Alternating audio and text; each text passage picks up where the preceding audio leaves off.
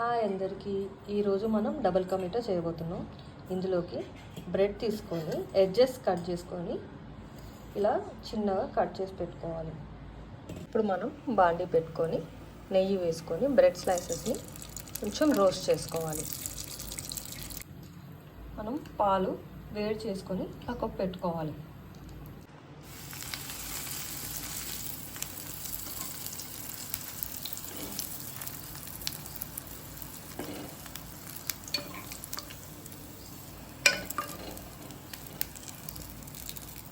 Roast చేసిన bread స్లైస్ని పాలల్లో వేసుకోవాలి. యాడ్ చేసుకోవాలి. మనకు టైట్గా కావాలంటే పాకం తక్కువ యాడ్ చేయాలి. లూజ్ అంటే పాకం ఎక్కువ చేసుకుంటే సరిపోతుంది. కలర్ అనేది మనకు ఆప్షనల్.